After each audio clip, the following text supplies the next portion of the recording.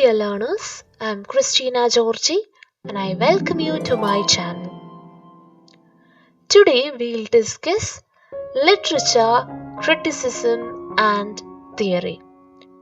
So let's now look at the major focus areas of today's topic. Firstly, what is literature?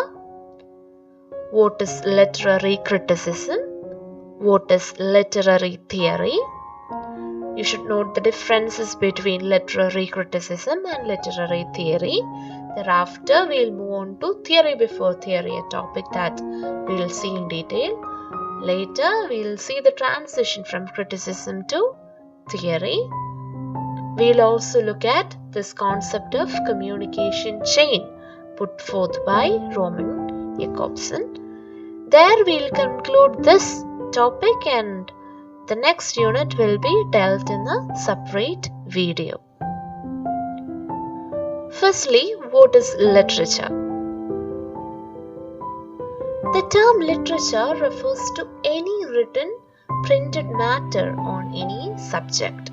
As we all know, this particular term literature is of a comparatively recent origin. Do you know Raymond Williams? He is a Welsh writer and Marxist critic. He has also reminded us of the same. What did he say? That literature is of a comparatively recent origin. Sometime in the 19th century, it began connoting specifically what was earlier covered under the broad rubric of poetry. As an academic discipline, classics and rhetoric preceded it. Literature's critical meaning is still visible in the use of the word literature. Matthew Arnold gave it the final seal of its current meaning in his famous essays. Who is Matthew Arnold? Yes, he is the British poet and cultural critic. Now, in its specialized use, it means what poetry used to signify in earlier times. It includes all imaginative writing, which include poetry, fiction, and drama. The rise of the notion of literature is intimately related to the growth of printing industry. Books became commodities as the capitalist market economy generated a middle class which had the leisure and the literacy to read books. We've already discussed this aspect on our video titled Novel as a Literary Genre. If you haven't watched that video, please find the link in the description. Now let's look at what criticism means. What is criticism? The word criticism is derived from the Greek term kritis. What does kritis mean? It means to judge. Criticism doesn't mean criticizing something. So what does criticism mean? It means critiquing something which involves analyzing and evaluating. Criticism is therefore an activity that attempts to study, interpret, analyze and evaluate works of art. Very often we come across film reviews, film criticism, etc. All these can be considered as part of criticism itself. So dear learners, who is a critic? A critic is somebody who performs the act of criticism. To provide you a real life example, very often people refer to the critic's rating before choosing to watch a movie.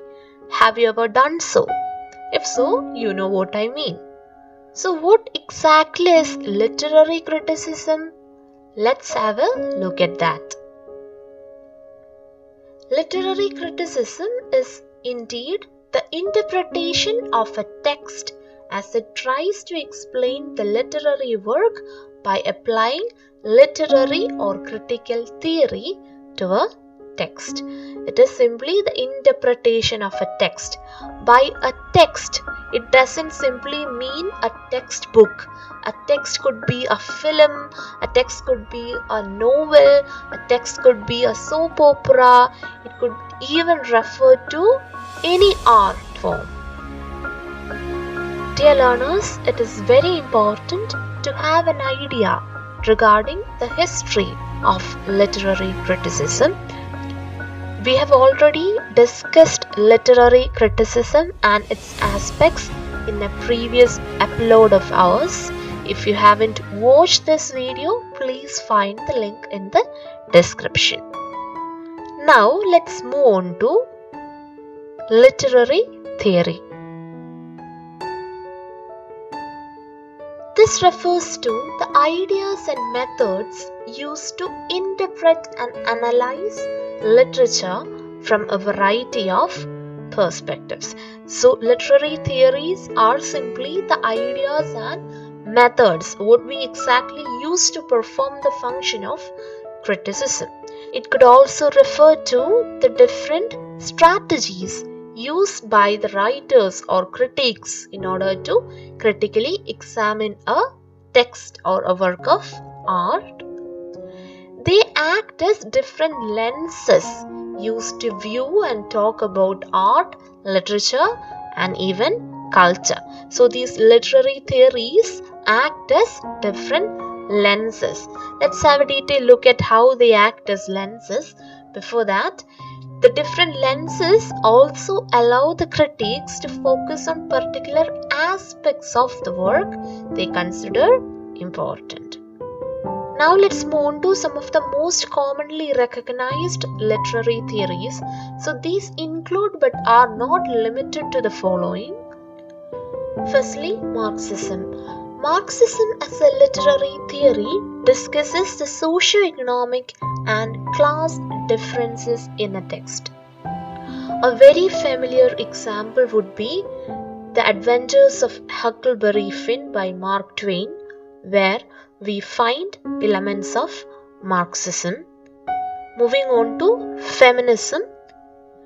Feminism as a literary theory discusses the role of women amongst patriarchal society.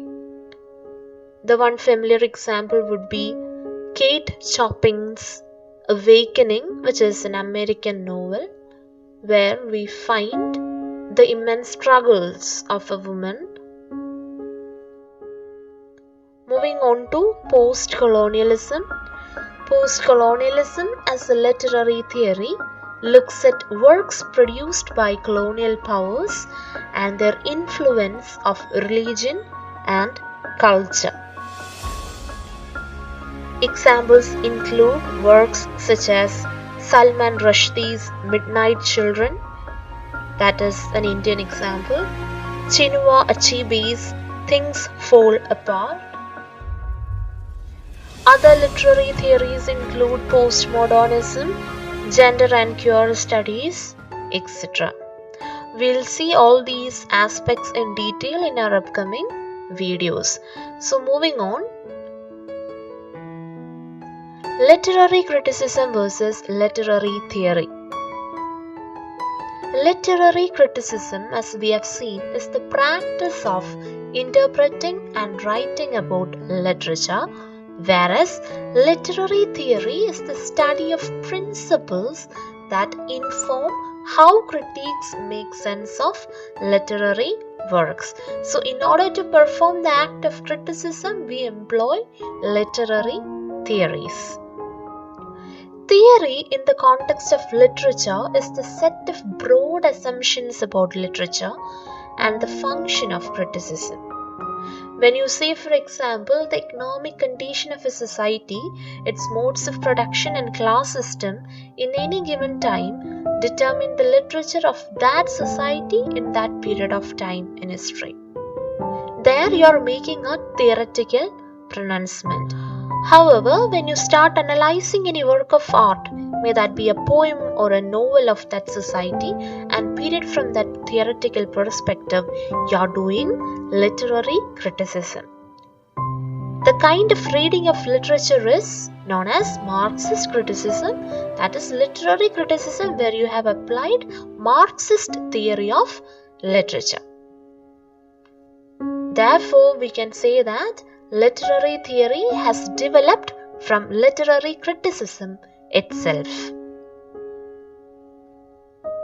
For some reason, the term theory as opposed to literary criticism came into vogue when structuralism and post-structuralism opposed new criticism. If in case you are not familiar with these structuralism, post-structuralism, new criticism and such terms, you will come to know about all these in our upcoming videos. You just need to understand that this term theory came into prominence during the modern era at a much later point in time. If that is the case, what would have been the theory that had been there in prominence? Let's have a look at that. Theory before theory. The theory that ruled the world of literary criticism has been known as liberal humanism. So what exactly is liberal humanism? Let's discuss some of the basic tenets of the creed which Peter Barry lists in his book Beginning Theory. Who is Peter Barry? So Peter Barry is an academician who has authored the text Beginning Theory, an introduction to literary and cultural theory. So let's have a look at his tenets. Firstly, that literary value is transcendental. That is, good literature is of timeless significance. Such writing is not of an age but for all times. A literary text contains its own meanings within itself and it does not require any elaborate process of placing it within a context, whether it be socio-political, autobiographical or literary historical. What does that mean? It means that there is no need for a context to read a text. Every literary text contains its own meanings. So as critics, the liberal humanists adhere to this approach which insists upon the primacy and self-sufficiency of the words on the page. Moving on to the next one, that is, to understand the text, well, it must be detached from these contexts and studied in isolation. That is, a text must be studied in isolation, and that human nature is essentially unchanging, and that individuality is something securely possessed within each of us as our unique essence. The discipline as a whole believed in what is now called transcendent subject, which is the belief in the individual as the subject. The purpose of literature is specifically the enchantment of life, the propagation of human values. Another tenet is that the form and content in literature must be fused in an organic way so that one grows inevitably from the other.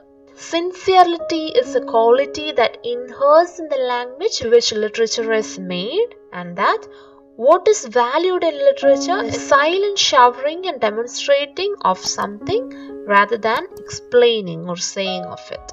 And finally, an important point, that is, the job of criticism is to interpret the text and to mediate between it and the reader. Let's move on from criticism to theory. Have you heard of Ijaz Ahmed? He is a Marxist philosopher and literary theorist. The notable development in literary studies, as these have evolved in all the English-speaking countries over the past quarter century or so, is the proliferation from a great many critical positions of what has come to be known simply as theory. He said so in his introduction to a well-known book called In Theory. So this explosion of theory is due to radical disagreement over interpreting almost every social, economic, phenomenon, whereas social scientists evolved theories earlier in order to tune their investigation to scientific methods. Literary critics took their cue from the social scientists, and social scientists included literature in the broad scope of their investigation. So by criticism then, what we need to understand in this context of pre-theory is what has come to known as liberal humanist tradition. Let me draw your attention to an important concept which helps us to differentiate between various theories: the communication chain. Let's have a look at that. The communication chain is an important concept that helps us to differentiate between various theories. Roman Jakobson has given us a very convenient structure of the communication chain by looking at art or literature as an act of communication. So who is Roman Jakobson? He is a Russian-American linguist and literary theorist. The pronunciation is Jakobson. It is a tripartite structure which can be represented through the following sketch, that is addresser, code, and addressee. That is, an addresser sends a message to the addressee. Here the addresser could be an author, whereas an addressee could be a reader. If you are very curious to know regarding the process of communication, we have already discussed that in our previous uploads. Do check the playlists. So if we look at this tripartite structure in detail, we'll notice that critics and theoreticians have tended to concentrate on one of the three parts of any given literary work. Some critiques concentrate on the analysis of the text itself and exclude all considerations of author's biography or historical situation, whereas some others concentrate on the author's life and times, and yet others on the reader's own perceptions. The third almost deny the objectivity of the text, even the existence of the author. Haven't you heard the death of the author? If not, we'll discuss all these aspects in our upcoming videos. So stay tuned, dear learners. In this particular video, we have looked at the meaning of literature, criticism, theory. What exactly do you mean by literary theory and criticism? We also looked at some other major points such as liberal humanism and the communication chain. We'll move on to the overview of Western critical thought in our upcoming video. So stay tuned. We'll meet again soon with interesting, useful content. So till then, take care and thanks for watching.